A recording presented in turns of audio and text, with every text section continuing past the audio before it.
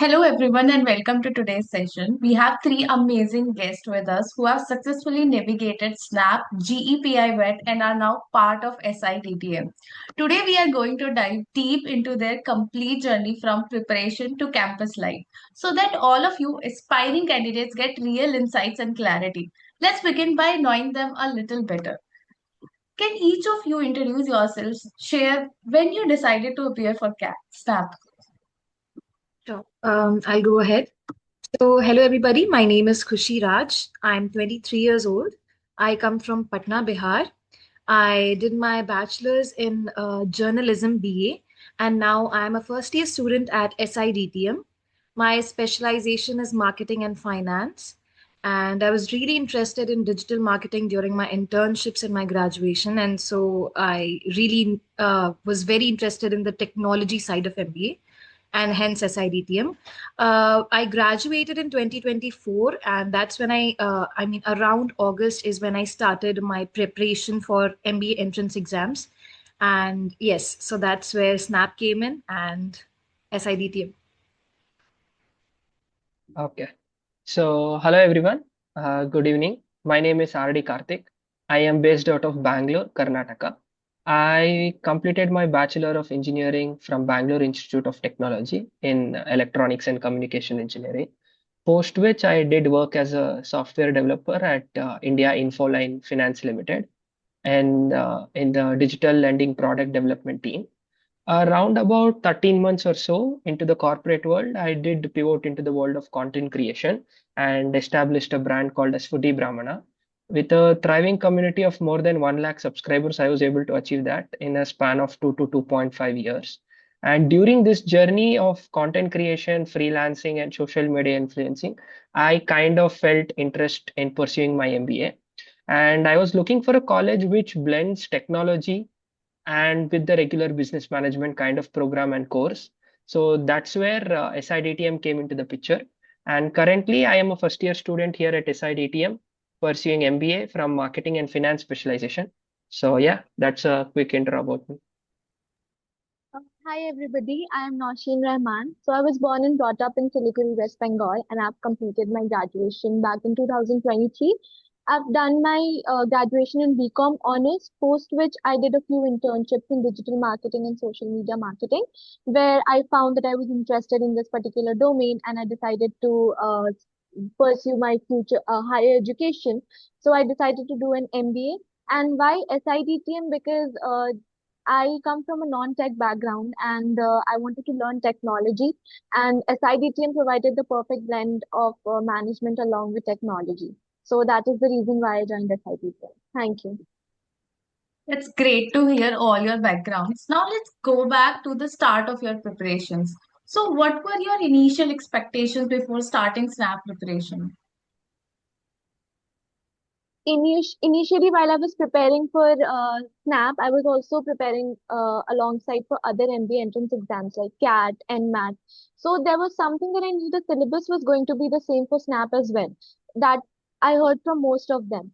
And also the difficulty level, everybody was saying that it's going to be a bit easier compared to other management entrance tests. But when I started preparing, I found the syllabus quite similar, but the difficulty level, I would say it was not that easy as I expected it to be because, yes, the level of the questions were easier, the calculations were less, and it was not lengthy as compared to other management exams. But there were a lot of time management practice that I had to do. I had to give a lot of mocks, and I was struggling with 60 questions in 60 minutes. So that is what I had expected and what had turned out to be. I think I would like to add on with the part that Snap is really about the selection of questions that you do. So I think my initial expectation was it's going to be the same as CAT, but then the 2 hour instead of the 60-minute pressure is a separate thing. So you need to understand that you cannot spend more time being stuck on one question, and you need to understand what are the high scoring zones for you personally. So I think building a personal strategy, I think the mock analysis is what I really needed to focus on, irrespective of what my initial expectations were.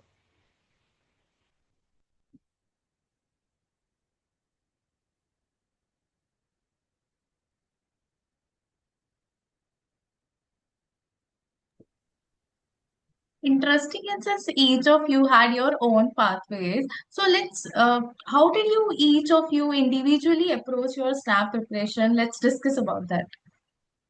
Yeah, so firstly, as soon as the SNAP exam comes, no, it generally comes after CAT. So there will be a buffer of 2 weeks in between.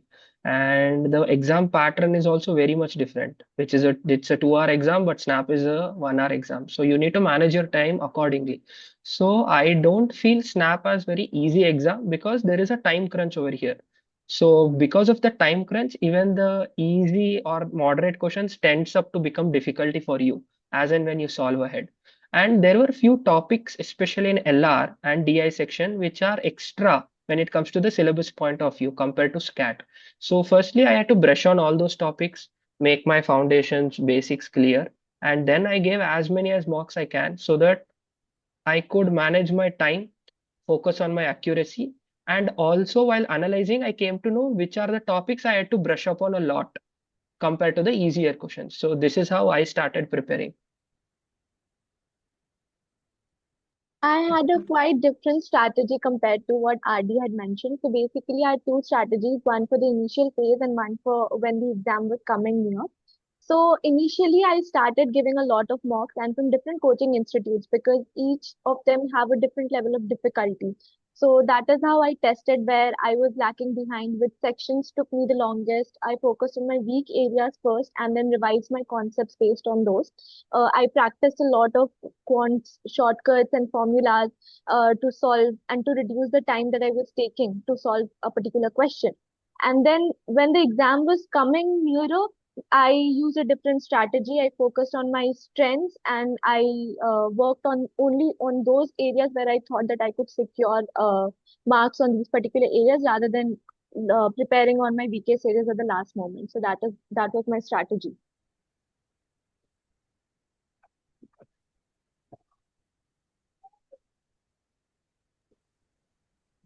SNAP has three major sections, like your English, logical reasoning, and cons.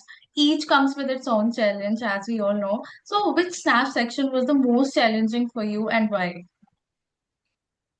Okay, so personally for me, and I think it depends on individual opinion, of course. So I knew English is my strongest part coming from journalism and communication degree. And QA, I had practiced a lot because of other MBA entrance exams. But as RD said, there are a list of several other topics that you have to prepare for SNAP that are not as frequently asked in CAT. Like we take calendar questions or we take coding decoding or series questions, blood relations. These are the kind of questions that are very new to you and you have really a time crunch to prepare all of these separate kind of questions. So I think LR, to know how to do them accurately and quickly, I think that's a strategy that was difficult for me in LRDI. So that was a more challenging part for me in Snap personally. For me, English and LR were my strongest areas, so I was confident regarding that. But for the most challenging section for me was quants because I have struggled with calculations and quants since my childhood. So it naturally felt tougher for me. In quants, my main issue was that I could not attempt a lot of questions either because I did not know how to solve it, or I was thinking it involved a lot of calculation, or because uh, again, time management comes into the picture here. So this is the area where I had to put in a lot of extra effort during my preparation. So, one of the biggest components of SNAP we generally heard is like mock test. So, how did you use mock test and what was your method of analyzing them? Yeah, so firstly, as I told you earlier, I had to brush on few topics. So I listed out the topics which are differentiating and which are extra in Snap especially. I made out my foundations clear. Then I started giving mocks from various institutions. So when I started giving the mocks, my initial focus in the earlier stage was to manage my time because right from 2 hour exam pattern, I shifted to 1 hour. So it was reduced by half, but the focus, accuracy, and the questions level were almost similar. So I had to manage on my time part. So firstly, I started timing my mocks so that I'll get to know roughly around what time I should allot for each sections. So after giving like 10 to 15 marks, I came to know that in a span of 6 to 8 minutes, I need to complete my general English so that I can keep the large chunk of time for my quant and LR. Since quant was my favorite section, I used to attack quant as the second section and keep the LR at the last. And even in quant also, when it comes to like lengthier DI sets and all such thing, I used to encircle it so that I attend at the last, if at all time permits. And coming to the analyzation part, I used to bookmark few topics which I used to lack, and I used to start brushing on some formulas, some tips and tricks to keep it at my fingertips, so that in the second mock or in the next mock what I give, is there any significant improvement in this particular topic or not? So in this way, I started analyzing my mocks. Yeah, I think I would like to add on to RD's point about the analysis, as RD said, very correct, that we need to understand and we need to analyze how much we are improving per mock. So it's not like you gave a mock, you took a mock, and then it's done. You don't have to ignore it. So especially for me, I used to jot down some pointers that I used to analyze on, like what are the questions, 12 to 15 questions that I have to attempt, and these are my strength topics. So these are the must attempt questions for me, so I would list them down when I'm analyzing my mocks, or which are the questions where I wasted more time and I could have saved more time since you have a 60-minute time frame. So I think these are the pointers that would vary person to person, and this is how you should actually analyze according to parameters instead of just random analyzation. As you rightly mentioned, Snap is only 60 minutes. So strategy matters a lot. As you are all talking about strategy, so what was your time management strategy during the exam? So, for the time management strategy, personally, I think as it's very important that you identify your own strengths, right? So, like I said, VA for me was my strongest part, as it is for a lot of people. So, we need to, allot time accordingly so we don't end up wasting time on a section that is easier to us. So I would take hardly 8 to 10 minutes to complete my VA section, which I could revise later or come back to a question which I had not attempted yet. But otherwise I would allot major section of my time to LRDI and quants, because that is a part where I need to think more, where I need to use my brain more. Of course, there are shortcuts that you need to keep on your fingertips, but as soon as you identify your stronger section, that is how I used to allot my time. So my lesser time would go to VA and some more to LR and the most to quants because that needs more calculations. So yeah, that's how I used to divide my 60 minutes. Adding on to that, the strategy that I used was that I used to follow a bucket approach.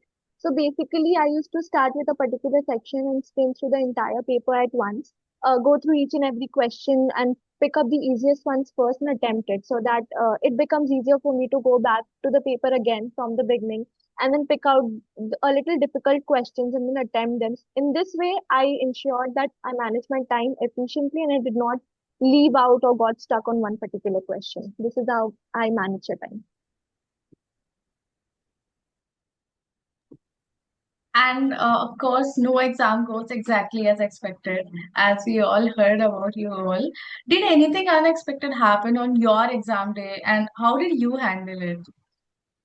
Yeah. So for me personally, on the D-Day exam day, as soon as I logged in, actually the system glitched and the screen went blank. So I could not, continue. I could not even start my exam. So it happened in the beginning. But the timer started. So I was really confused. I was really anxious that I might be losing time. Again, 60-minute pressure is a huge thing for us. So I was like, maybe I'm losing my time. Maybe this is not my day. I was very anxious, very nervous, panicky mode. But then I called on for help because, again, I had to remember that I've prepared for a long time for this. And this depends, this is what my future depends on. So I really don't need to focus on small things like these. I need to keep my confidence up. So that is one thing that happened. Yeah, even adding to that, I too had a similar experience like how Kushi mentioned, but slightly tweaked, I would say, because I was the exam already started and I was going in a good pace. In round about 5 to 6 minutes, I was almost done with my first section, that is general English. I still remember I was attempting the 14th question and the system shut down. So I had to call the technician, the technical team, the entire support team came there. Firstly, they gave me a couple of glass of water to make me cool down and did tell me that do not enter into panic mode. Don't worry, the timer would start from 55 or 54, where it actually the glitch happened. You need not to worry. Even there won't be the entire reset, nor you need to give your paper from start. So it comes from the 14th question only. Just keep calm and give us a couple of minutes. We'll make sure that everything is sorted. Then they allotted a different system. I was told to move from second floor to first floor, and it went on smooth. So that's quite interesting. You all have very unexpected day. So after Snap comes the GE-PIWAT stage, which is equally crucial as we all know. So how did you prepare for the GE-PIWAT stage after the Snap results? So, for me personally, I knew that I'm coming from a BA background, and that is very different when you think about SIDTM as a whole because it's technology with MBA. So, there are a lot of people who think, I mean, this is a frequently asked question that do I need to know everything about technology if I'm coming into SIDTM? So that was the case for me initially until I talked to some people and realized that for a fresher, for somebody coming from a different background, I really need to focus on how clear my communication is and how strong I am in my own background. So I need to focus on what I've already learned through internships, through certifications, through my bachelor in arts, and I need to focus upon that. So they can know, so the interviewer can know that how focused I was in my background up until now. Of course, the academic profile matters. And along with that, I brushed up on my graduation topics. I brushed up on my internship things that I learned, technologies that I've learned through the time, or any certifications that I've done. So these were the things. Along with that, for G specifically, I try to brush up on all the current affairs or all the trendy topics that are going on because that is generally what the topic is based on when we talk about GE or PI questions as well. So that was my strategy.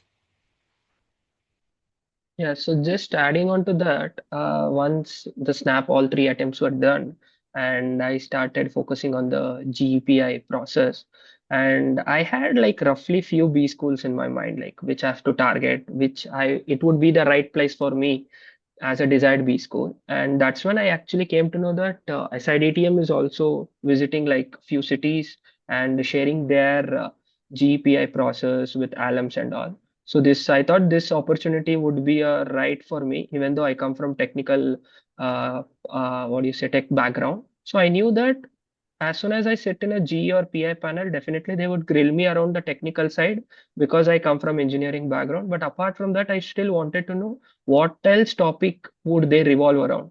So I got a GPA handbook from the people who organized this SimConnect event at Bangalore.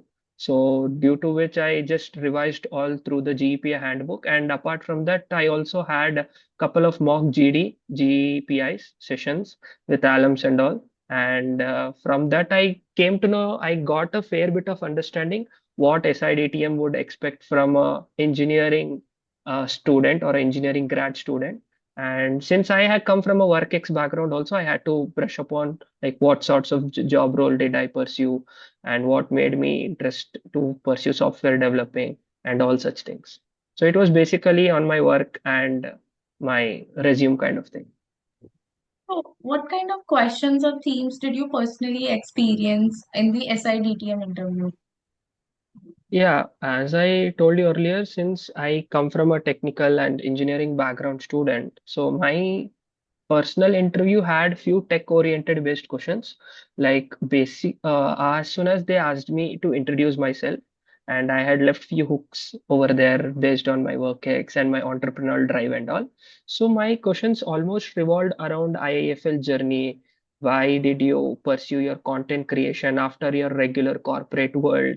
What kind of interest did drive you to get into content creation and social media influencing? What are your hobbies, and some current topics based on my state because I come from Karnataka, right? So this they wanted to know, do I have some good knowledge coming to my state geography and all? This was my PI experience, and GE was into, since this is a digital and telecom management, I thought of brushing on topics like digital era, what trendy marketing tools are happening, what is the digital transformation that's going around. So luckily and fortunately enough, even I got a topic related to social media, and the content creation and social media goes hand in hand. So yeah, it was lucky for me and I made it through. My interview basically revolved around my professional background, like what work experience and internship I had. My panelist was more interested in knowing what kind of a person I was and what projects or what work I had learned during my internship, rather than focusing on what I knew or what I had studied for the interview. So basically, it revolved mainly about my internship, as I have mentioned. They also asked me a few questions about the state I was from and the state I was currently living in. So basically, current affairs and general knowledge was also asked to me in the interview. And also, they asked me a bit of the business news if I was updated with the latest trends or technologies that were in the uh, market at that hour. Okay, so as I heard all of your experience, so based on your experience, what qualities do you think SITTM looks for in a candidate? Yeah, so as I talked about my own background, I come from BA. So coming into SIDTM, I had this notion that I need to know A to Z about technology, or they would ask me, why are you coming from a BA to a technology MBA? So that is what my notion was. But apparently not, considering my own experience of GPI and what I've seen in SIDTM, because there is so much academic diversity here. Also, when we consider WorkX and Fresher, as well as academic diversity, because here we have journalists, we have lawyers, we have BCom graduates, we have BSc graduates, we have engineers, of course. So all of these academic diversity really tells you that SIDTM does not really need you to have a strong tech knowledge. Of course, you need to know the basics of what you're entering into, but the qualities that a SIDTM candidate should have are more like, you need to have a curiosity to learn. Like, I knew that there would be things that I would have to learn from scratch. Like, there is finance and there is tech and there are, analytical tools that I have to learn from scratch. So as long as you're clear in your communication and you're curious to know everything, you can sit in a group of people and work as a team and not, try to outshine everybody, but also be a stable person with your opinion and understanding other people's perspectives. These are the kind of qualities that an SIDTM candidate actually should have. That's great. So let's now talk about the big decision, like choosing SITTM. So why did each of you choose SITTM over other SNAP colleges? Yeah, so the thing what I would say is from my point of view, as I started pursuing my content creation or entrepreneurial drive, I then found interest in pursuing MBA firstly. So that's when I started looking the college where you get the core MBA exposure along with the technology blend. Because when I started meeting my clients through the social media influencing and influencer marketing, I came to know the value of digitization and seeing the demand in the market, the regular approach what each domain expects from a B school candidate was also started changing and transforming. You would have heard that marketing, like from past 10 years, it was like marketing, but now people call it as martech. Advertising had become ad tech, and the regular finance has become fintech. So every major domain is experiencing a world called as tech. So the tech is nothing but the near future. So as soon as jotted out all these points, technology plus business management goes hand in hand only in SIDTM. So it was very easy for me to actually choose this college, and I'm here. That's it. So yeah, for me personally, SIDTM being a niche kind of management program is something that I really need to research upon while I was choosing colleges. But this helped because I had friends working in the industry already. So I have talked to them and they told me that, along with their job, they had to do certain certifications. They had to learn analytical tools so that they could have they could have the growth that they need. They could be relevant in the industry, because that's what you need today. You need to learn tools like Power BI or Tableau, or certifications like product management, project management, learn about risk management, cybersecurity, blockchain. These are all the trendy things that are going on in the industry.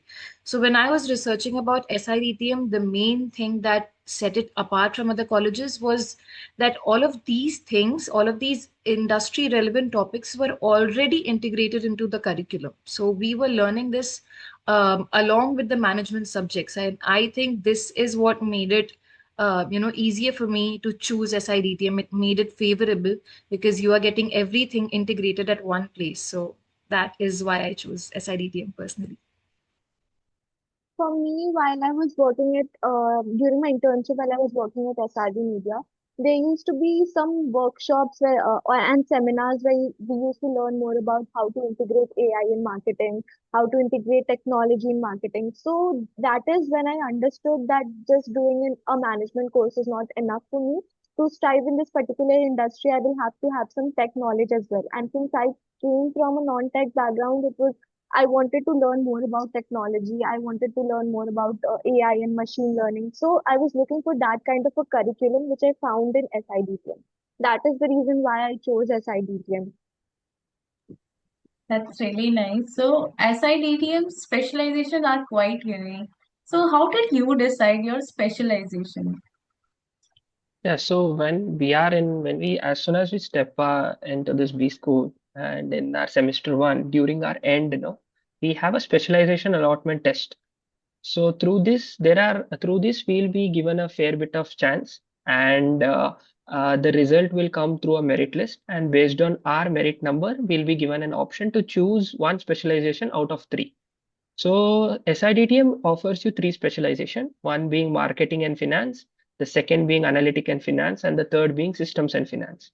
So the best part of this specialization is finance is mandatory. It acts as your minor specialization, and the major keeps on shifting from marketing, analytics, or systems. So I, coming from a content creation background and a digital marketing background, was pretty much sure that I need marketing and finance as my specialization. And fortunately, I did score well in the SAT and I ended up getting marketing and finance. And let's assume for few people who right now are very much fresher, as soon as they complete their BCom or BTech, they keep their foot in the B school and all the subjects are very much new. So they need to explore subjects. So SIDTM offers a curriculum in semester one where we have 12 to 14 subjects in semester one, which gives you an understanding of all the domains like marketing, analytical tools, coding, that is Python, R programming, and coming to finance, you have managerial economics, everything. So you will get fair bit of understanding of each domains, be it system, be it analytics or marketing. So you can explore through the domains and then get interested and choose the specialization which align to your interest or as per your desire. Adding on to that point, for me too, since I did my internships in digital marketing, is why I was interested in marketing, and hence I got it. My specialization is marketing and finance. That obviously happened through SAT. But along with these specializations, we have VAP, which is value added programs and certifications that our college offers, through which we can actually, being from one specializations, we can also choose to know about other topics that we are interested in. So we have certifications like project management, or maybe cybersecurity. So being in one specialization doesn't bar you from actually getting to know other things that you might need or you might be interested in. So that is also one thing.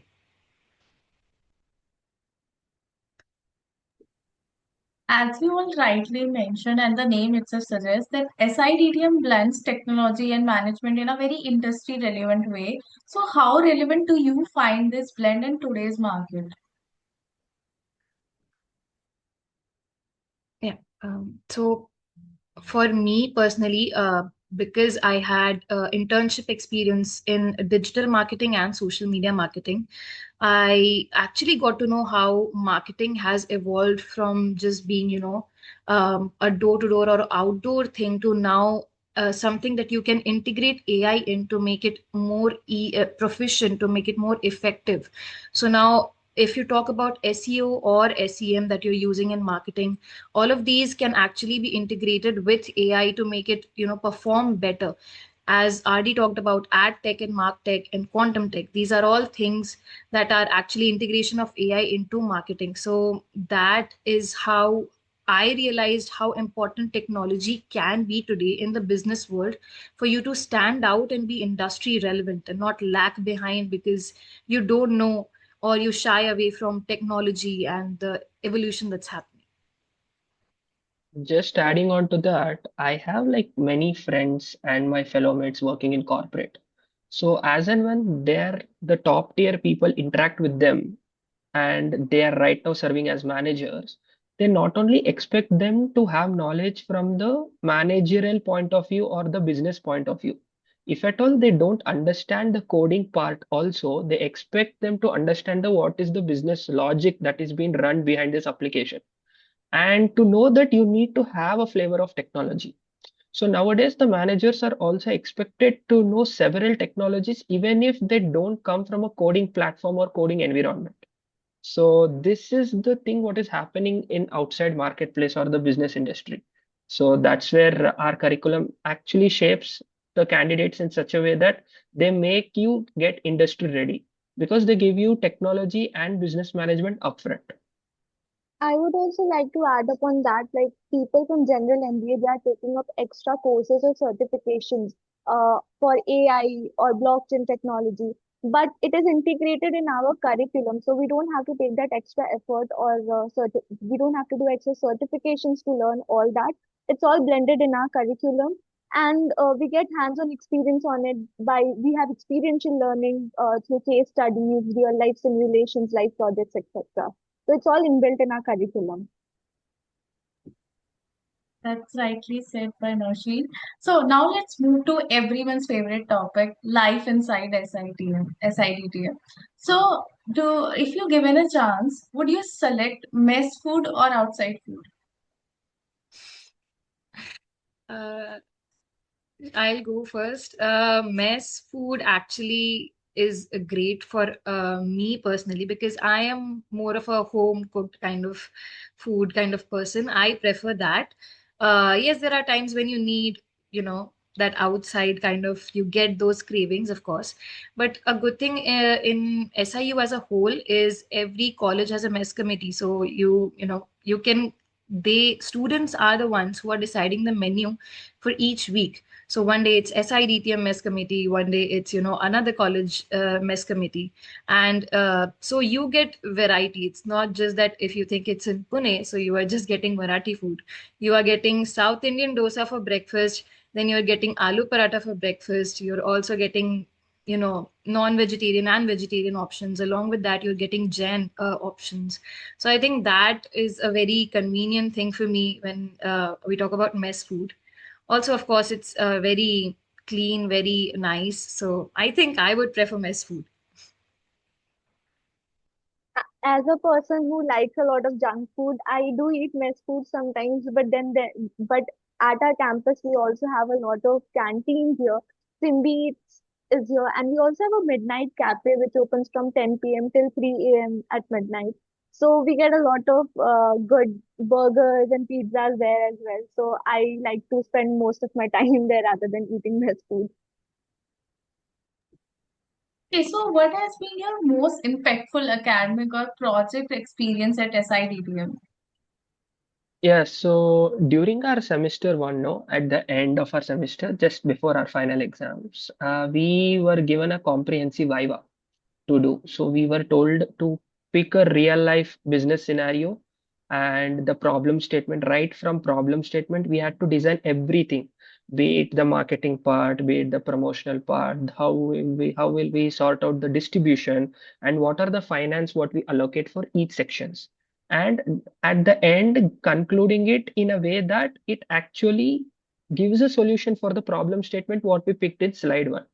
And to design this particular comprehensive Viva, there were syndicates, and each syndicate had roughly 6 to 7 people, and each one of them had a different background. So my syndicate, I come from BE, whereas my fellow mates in the syndicate, there were BBA, there were BCom, there were BSc grads. So it was like good when you network with certain people because they get their own perspective and point of view. Because I always talk from a technical perspective, whereas a BBA guy gives me that marketing perspective. How should we do a supply chain? How should we do promotions so that this product will go to the desired customers or the end user? So this comprehensive Viva was very rigor, and at the same time it was fun because we exchanged our perspective and our point of view. So I would say this was one which created a good impact on me. You rightly, we are going ahead with the culture of SIDTM. So, how would you describe it? Because you mentioned about projects, people having diversity, coming from different backgrounds. So, what would you like? What would you say about the culture of SIDTM?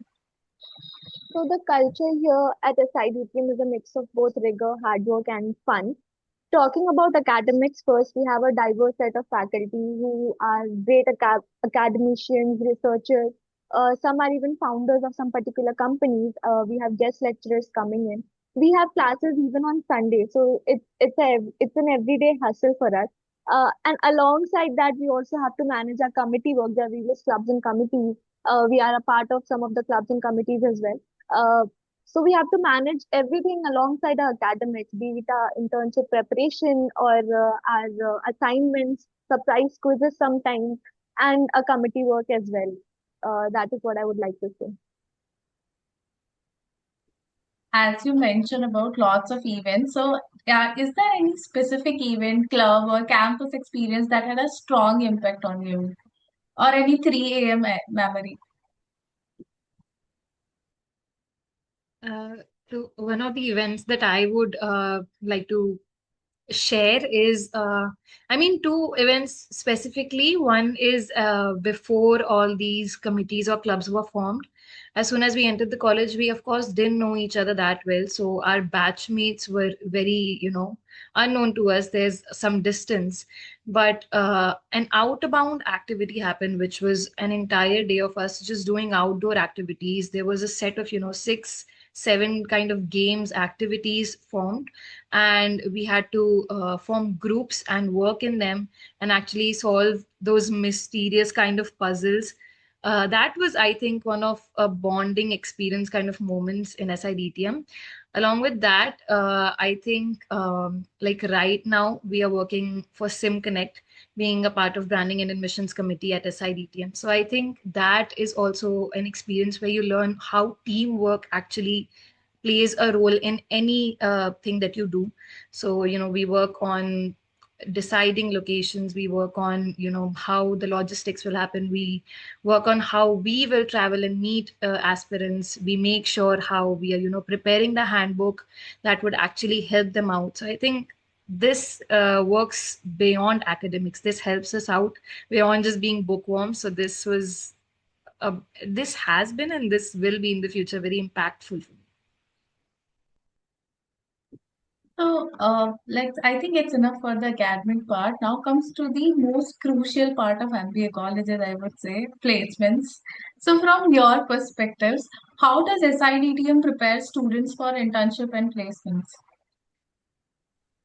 Yeah, so here we have a mentor-mentee kind of program. So basically, our seniors would have already experienced the rigor through their summer internship, how one must be industry relevant, how one must be industry ready, what are the correct marketing trends, or any trend for the matter, which handy tools you must know. So everything they would have already been experienced. So each senior, we will be our entire batch will be divided into certain groups where each member will be assigned to that particular senior.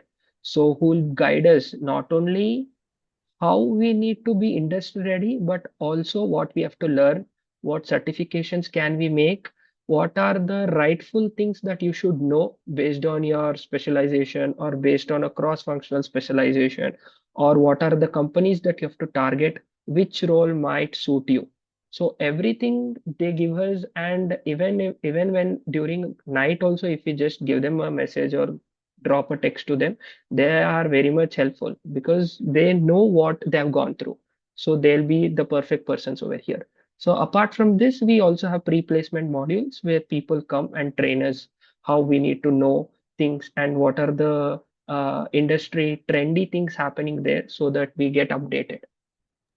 We also have bridge classes here at SIDTM where people like me who come from a non-tech background, who is a fresher, who does not know anything about telecom or technology, we are we get an opportunity to learn everything from scratch here. The faculty provides us extra classes after hours and it starts everything from the basics. So that is how I was able to cope up because during an interview, uh, coming from a telecom college, we're expected to know a lot about technology and telecom. So that is how I was able to cope up through the help of the bridge classes and through the guidance of faculty as well. So they quietly prepare their students well. So what type of roles do students from the specializations that you all are doing typically get?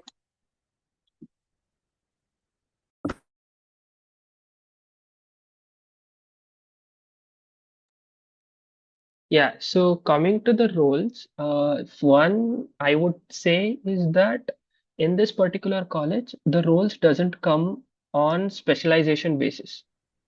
So it's basically about even a person from marketing and finance specialization can sit for a company which is coming from a consulting domain. And even a systems and finance specialization, he can also sit in a role where they're offering for product management or digital marketing as such. So there is diversity. And as soon as people see our college name, that is digital and telecom management, they'll think in a way that we only handle that niche telecom domain. It's not as such. Even the telecom domain companies which come from telecom domain or the companies which handle telecom clients, even they come for a various diversity. They come for strategy roles, they come for product management, project management, digital transformation, and such. So even if you end up being in a telecom company or telecom domain based company, you end up getting a diverse role over there also. And apart from that, we have many certain roles which comes from consulting, marketing, and analytics for that matter, business analyst and such. I guess we have heard a lot about SIDTM and SNAP board. So now comes for all the students or all the aspirants who are preparing for SNAP right now. So one piece of advice you would give to SNAP aspirants. Yeah, so I would say this is the time where you identify what your strengths are and do not try to learn something new. This is like the last push. So I think the highest ROI snap tip is basically identifying your strength, your high marks yielding section.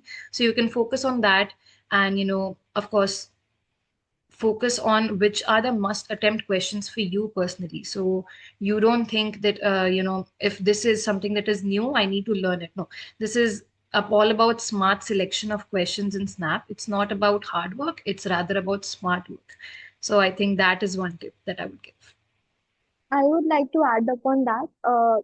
Give as many as possible mocks you can because Snap is all about speed and time management.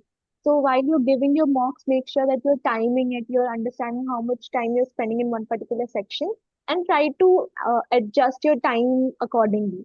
Focus on your strengths, as Khushi mentioned, and during the last minute, don't focus on your weaker areas. Don't go for heavier topics. Just revise on what you already know, strengthen your topics that you've already good at, and revise light formulas and shortcuts and tricks for quants.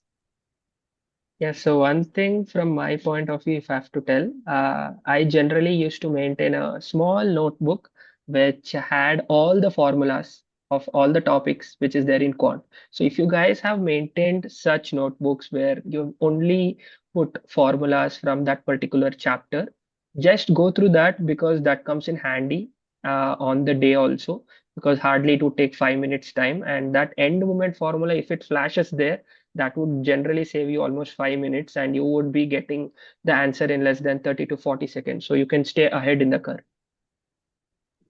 So that's about SNAP. So, and in your opinion, what kind of student is the best fit for SIDTM? So, as I said before, I think there is the perfect fit for SIDTM is just be curious to learn and know how to communicate. There are a lot of people who would know a lot but wouldn't know how to articulate it well. So, I think working on the clarity of your communication and knowing what to say and how to say it is the best thing that a candidate in general could have. Along with that, just know that there are things that you need to learn from scratch, and peer-to-peer learning is something that you should be ready for. You need to work in a team and manage your time accordingly, so that you can, handle academics as well as clubs and committees and other events that you want to focus on. So that is one thing that would be great for a candidate. Okay, so to wrap up, if you had to summarize your entire journey from Snap to SIDTM in one line, what would it be? The hustle never stops. From Snap to SIDTM, you have to work hard. I would say that you should always be on your toes because you don't know when what thing will flash up on your email. You just need to be ready. It right comes up front. Yeah, I would say you never know what's coming next because one day you're worrying about what college fits you the best, and next day you are submitting an assignment at EOD and relaxing. So that's something. Okay, so one Netflix series which you will relate to for your induction journey. Um, Suddenly, I'm forgetting all the Netflix series. Uh, I would take up this. I say in particular to any series or web TV shows, I would say something which fits in a what do you say, thriller or mystery kind of genre. I think so. All such series might go hand in hand because you would not know day one of your induction would be very vibrant, colorful. It's very new to you, and the day two you're already in a very curious mindset. Who comes on the stage? What domain expertise he's bringing? How is his LinkedIn profile? How was his post MBA journey, which made him stand there? And now you're sitting here. If you have to be there, what you need to do? All these several questions comes in your mind, like how a web series from a thriller show happens. In episode one you're enjoying the show, and as and when episode increases the number of questions keeps on increasing in you. So I would say any show which comes under this genre fits into our induction program. Thank you so much, guys. Thank you so much to all three of you for sharing your journey with such clarity and honesty. I'm sure this session will really help aspirants understand the real pathway from SNAP to SIDTM. Thank you for all the people who are going to watch this video, and all the best to everyone preparing for SNAP.